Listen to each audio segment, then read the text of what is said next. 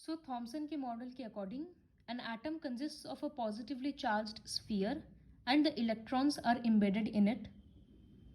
एक positive charged sphere है, उसमें जगह जगह पे इलेक्ट्रॉन लगा हुआ है इस तरह से, और नेगेटिव और पॉजिटिव चार्ज का मैग्नीट्यूड इक्वल है, मतलब नंबर इक्वल है, इसी वजह से एटम इलेक्ट्रिकली न्यूट्रल है. Although Thomson's model explained that atoms are electrically neutral, the results of experiments carried out by other scientists could not be explained by this model. बहुत simple सा model है. Charge एक atom neutral क्यों होता है वो तो समझ आ जा रहा है, लेकिन इस बहुत सारा ऐसा फ्यूचर में एक्सपेरिमेंट्स हुआ जो अगर इस मॉडल को ध्यान में रखते हुए एक्सप्लेन करेंगे तो वो नहीं हो पा रहा था. तो इसका मतलब थॉमसन के मॉडल में भी कुछ कुछ प्रॉब्लम्स है, तो एक नया मॉडल का जरूरत हुआ. तो नया model a new model was proposed by Ernst Rutherford. ये अपना एक डिजाइन दिए कि किस तरह से इलेक्ट्रॉन और प्रोटॉन्स अरेंज्ड रहता है. तो सबसे पहले जानेंगे कि इनका क्या एक्सपेरिमेंट था. तो ये क्या किए. In this experiment fast moving alpha particles were made to fall on a thin gold foil. तो अल्फा पार्टिकल्स क्या होता है. अल्फा पार्टिकल्स पॉजिटिव चार्जेस होता है जिसका चार्ज होता है 2+. जैसे एक प्रोटॉन का होता है +1, तो अल्फा पार्टिकल्स का 2+ होता है. तो जैसे यहां पर सोर्स ऑफ अल्फा पार्टिकल, यहां से रेडिएशन निकल रहा था पॉजिटिव चार्ज का, और एक गोल्ड फॉइल के ऊपर उसको स्ट्राइक करवाया जा रहा था कि वो एक गोल्ड फॉइल से जाकर टकराएगा.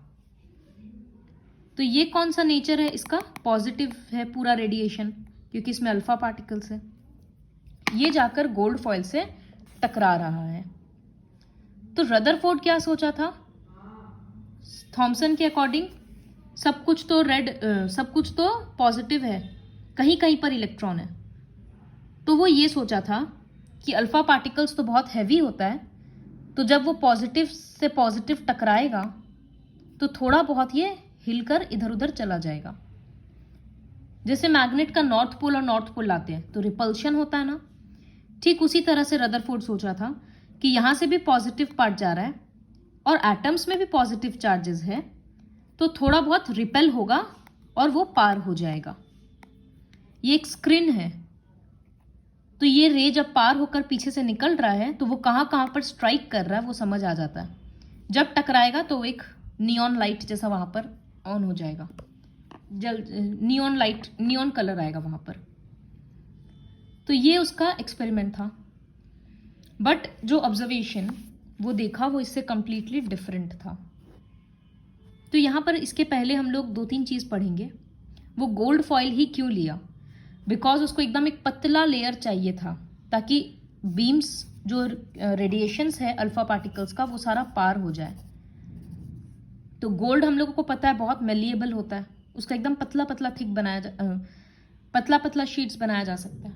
तो इस वजह से वो गोल्ड लिया था. अल्फा पार्टिकल्स क्यों लिया. क्योंकि वो पॉजिटिव चार्ज भी है और हैवी भी है. मास भी है उसका मतलब, तो मास होने के कारण उसमें एनर्जी भी खूब है.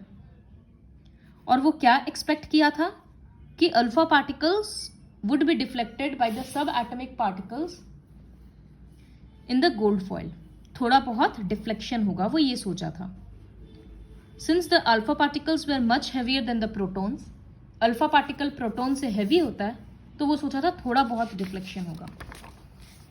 अब उसका रिजल्ट क्या हुआ वो ये देखा, जैसे इस फोटो में दिख रहा है कि मैक्सिमम अल्फा पार्टिकल्स तो सीधा सीधा पार हो गया, डिफ्लेक्ट हुआ ही नहीं. और अगर डिफ्लेक्शन हुआ भी तो बहुत स्मॉल एंगल से हुआ. सी सेकेंड ऑब्जर्वेशन था. तो first observation, most of the fast moving alpha particles passed through the gold foil without getting deflected, जो फोटो में क्लियरली दिख रहा है. सेकेंड उसका था, some of the alpha particles were deflected by small angles. और थर्ड उसका था कि 1 out of every 12,000 particles appear to rebound. बाद में rebound मतलब पूरा घूम के आ जाना. तो 12,000 में एक पार्टिकल, मतलब समझ में आ रहा है कि चांसेस कितना कम है। 12,000 में एक पार्टिकल पूरा घूम कर आ गया, जैसे कि इन सब फोटो में दिख रहा है। तो ये था उसका experiments, sorry observation. See everything is written here. ये पूरा statements as it is learn करना है। The following observations were made. Most of the fast moving alpha particles passed through the gold foil, pass हो गया। कुछ कुछ small angle से deflect हुआ। And surprisingly 1 out of every 12,000 particles appear to rebound. Rebound मतलब इस तरह से बोल सकते हैं, या पूरा घूम के आ गया, जैसे ये वाला में है। उसके बाद ये पढ़ने का जरूरत नहीं है। ये जो गोल्ड फॉइल हम दिखाए ना, इसी को ये फॉइल नहीं दिखाकर यहां पर सारा एटम्स के थ्रू दिखाया गया है। इमेजिन, तो यही गोल्ड फॉइल है। तो देखो मैक्सिमम अनडेविएटेड, उस तरह से देखना ध्यान से। नेक्स्ट है, following a similar reasoning Rutherford concluded from the alpha particle scattering experiment that.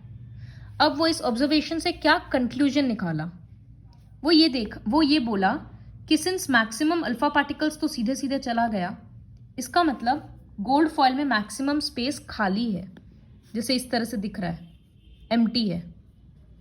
First observation. Second था कि very few alpha particles were deflected from there path, indicating that the positive charges of the atom occupies very little space. ये positive जा रहा है इधर से, किसी positive चीज से टकरा रहा है, लेकिन बहुत कम एंगल से टकरा रहा है। तो इसका मतलब ये जो पॉजिटिव डॉट के फॉर्म में यहाँ रिप्रेजेंट किया गया है, ये बहुत छोटा है, ये एटम में बहुत कम जगह लेकर रखा है।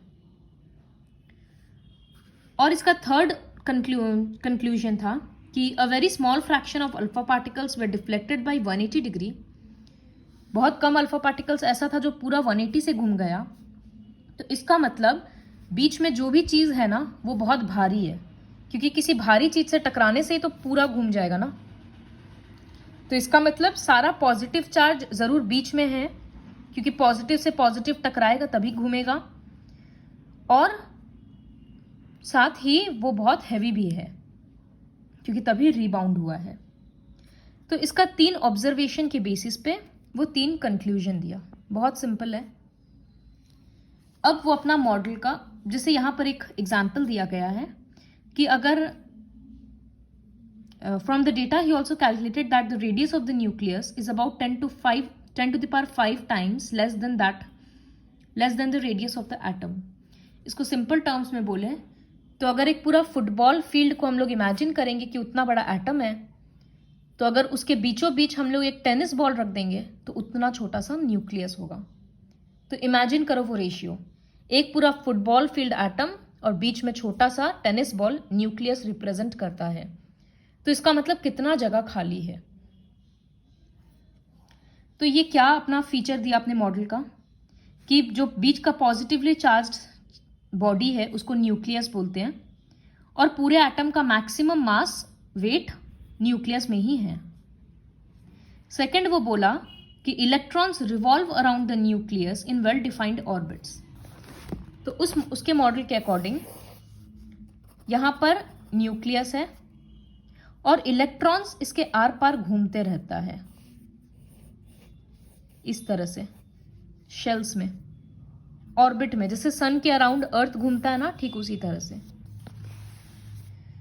तीसरा, वो बोला न्यूक्लियस का साइज एटम के कंपैरिजन में बहुत छोटा है। तो these are the 3 features of Rutherford's model. तो अभी तक I hope everything is very clear, because बहुत सिंप्लीफाई करके पढ़ाए हैं। तो रदरफोर्ड का एक्सपेरिमेंट, वो क्या एक्सपेक्ट कर रहा था कि थोड़ा थोड़ा डिफ्लेक्शन होगा, लेकिन वो क्या देखा, वो इसका ऑब्जर्वेशन देखने के बेसिस पे वो क्या 3 कंक्लूजन दिया, वो ये रहा। और फिर उसका मॉडल का 3 फीचर। पहला फीचर कि बीच वाले पार्ट को न्यूक्लियस बोलते हैं और वहीं पर सारा मास भी है। दूसरा, इलेक्ट्रॉन न्यूक्लियस के आर पार रिवॉल्व करता है। और तीसरा, न्यूक्लियस का साइज बहुत छोटा है। लेकिन इसका ड्रॉबैक क्या था? ड्रॉबैक मतलब इसमें क्या प्रॉब्लम हुआ रदरफोर्ड का मॉडल में? सुन के तो सही लग रहा है। प्रॉब्लम ये है कि अगर कोई भी चीज़ गोल गोल गोल गोल घूमेगा तो गोल घूमने का मतलब है वो एक्सीलरेशन में है ना? एक्सीलरेट कर रहा है वो।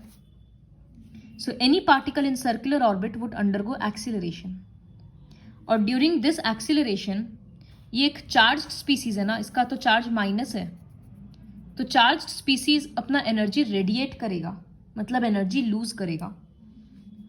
जैसे ये न्यूक्लियस है, ये एक इलेक्ट्रॉन इसके आर पार घूम रहा है, तो घूमते घूमने में इसका एनर्जी खत्म होते जाएगा, क्योंकि ये उसके पास खुद चार्ज है और सर्कुलर ऑर्बिट में ये एक्सीलरेशन में है।